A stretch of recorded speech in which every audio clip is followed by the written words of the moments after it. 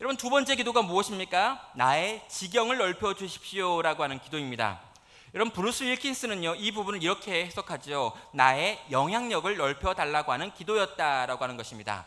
그러면서 적용을 이렇게 합니다. 주식을 사면 주식값이 튀어서 나의 영향력이 넓어져야 되고, 사업을 하는 사람이었다면 나의 사업이 점점 더 확장돼서 내가 더 많은 돈을 굴릴 수 있는 사람이 되어지는 것입니다 라고 번역을 했습니다. 그래가지고요, 얼마나 많은 사람들이 이걸 읽으면서 또 얼마나 큰 감동을 받았을까요? 지경을 넓혀 주십시오. 이번에 승진하게 해달라는 것과 지경이 넓혀지는 같은 거죠. 여러분, 땅이 더 넓어지는 것, 이런 것과 다 똑같은 거예요. 내 수입이 많아지는 것, 내가 더 많은 연봉을 받게 되어지는 것, 내가 더 많은 대우를 해주는 회사로 옮겨지는 것, 이것들이 다 지경을 넓혀달라고 하는 기도 가운데 포함되어 있다라고 가르쳤고, 많은 사람들이 그렇게 이해하고 있습니다. 그런데 여러분, 이 기도는요, 단순하게 조금 더 잘 살게 해달라고 하는, 내 영향력이 좀 더 커지게 해달라는 기도는 결코 될 수 없습니다. 여러분, 여기에요, 나의 지역, 나의 지경을 넓혀달라고 하는 기도가 들어있는데, 야베스가 이 기도를 했었던 그 때가 어느 때인지를 우리는 봐야 이 기도의 정확한 내용을 이해할 수 있습니다. 여러분, 야베스가 살았던 시대는 언제일까요? 여러분, 이 역대상이라고 하는 책이 기록되어진 때는 바벨론 포로기가 100년이 지난 포로기를 돌아온 사람들의 시대였습니다. 그러면 야베스가 등장하고 있는 이 족보를 보았을 때 야베스가 살았던 시기가 어느 때냐는 거예요. 여러분, 야베스가 언제를 살았냐면요, 여호수아가 가나안을 정복하던 그때 살았던 사람이 야베스입니다. 그래서 여러분, 이 야베스가요, 이 여호수아 전쟁이 막 벌어지는 그때 사람이라는 걸 생각하면은 야베스의 기도를 이해할 수 있는 거죠. 야베스가 지금 뭘 이야기합니까? 나의 지경을 넓혀 주십시오, 나의 땅을 넓혀 주십시오라고 하는 이 기도의 내용은 뭘 의미하는 거냐면, 여호수아가 지금 전쟁하고 있는데 이 전쟁터에 내가 참전해서 나로 하여금 이 땅을 차지하는 전투에 참전할 수 있게 해달라고 하는 기도인 거예요. 여러분, 우리는 어떻게 생각합니까? 가만히 앉아가지고 더 많은 돈, 더 편하게 더 큰 땅을 얻고 싶다라고 할 때 이 기도를 사용하는 거죠. 근데 그렇지 않다라는 것입니다. 야베스의 기도는요, 나에게는 신체적인 결함이 있지만, 나에게는 고통이 있지만 나는 이 전쟁터에 참여해야겠다는 거예요. 나는 이 여호수아 전쟁이라고 하는 하나님 나라를 확장시키고 이 가나안 땅을 점령하며 약속의 땅 가운데 들어가가지고 나의 깃발을 꽂아야겠다는 거예요. 그런데 내 몸의 상태는, 내 환경과 내 여건은 도무지 그걸 허락하지 않으니 복의 복이신 하나님, 내게 제발 찾아오셔서 나로 하여금 이 전장에 들어갈 수 있게 해달라고 요청하고 있는 것입니다. 야베스는요, 싸우겠다는 거예요. 야베스는요, 하나님의 전쟁터에 나도 좀 참여했으면 좋겠다는 거예요. 지금 다른 사람들이 막 싸우고 있는데 내 몸에 있는 장애 때문에 뒤로 물러나가지고 구경만 하고 있는 시대 되고 싶지 않다라는 거예요. 난 구경꾼이 싫다라고 말하는 겁니다. 나는요, 저 지금 전투하고 있는 사람들과 함께 싸워가지고 이 땅을 차지하고 이 땅에서 나의 피 흘린 것과 땀 흘린 것으로 이 땅을 차지했다라고 내 후손들에게 말하고 싶다라고 지금 야베스는 하나님께 나아가서 구하고 있다라는 것입니다.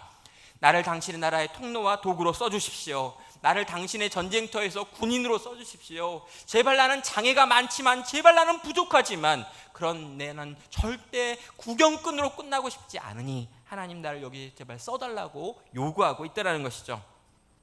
여러분, 저는요, 요즘 우리 청년들, 제가 가르쳤던 제자들이 가끔 찾아옵니다. 가끔 찾아와가지고요, 아주 청천벽력 같은 이야기를 저한테 할 때가 있어요.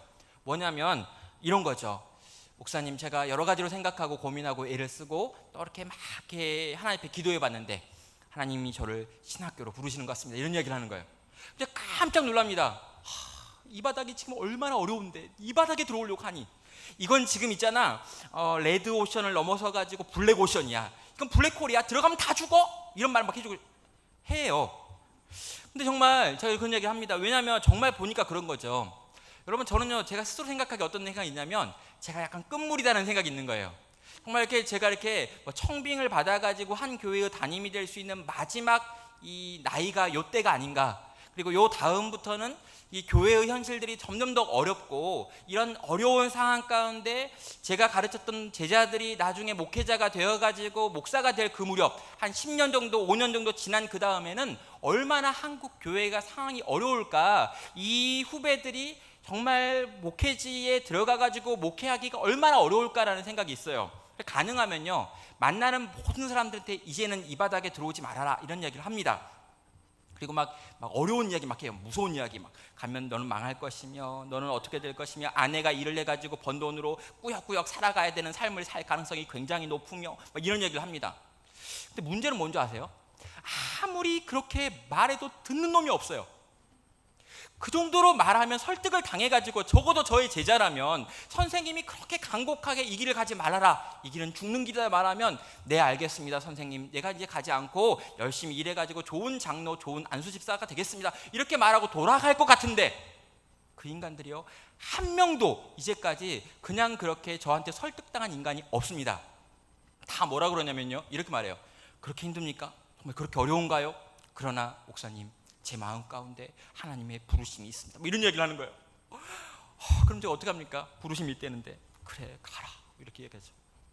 근데 여러분, 저는요 그 이야기들과 그 청년들을 만나면 느끼는 게 뭐냐면요, 이 청년들의 마음 가운데 이 바닥이 정말 어려운 이야기인 줄 알지만, 정말로 이 세계가 정말 힘겹고 앞으로 신앙생활을 하는 것도 어렵지만 목회자가 되어서 목회하는 환경은 점점 더 어려워질 거를 알지만, 나는 그러나 하나님의 전쟁터에서 최전선에서 한번 이 복음 가지고 말씀 가지고 싸워보기 원합니다라고 하는 열정을 읽는다는 거죠.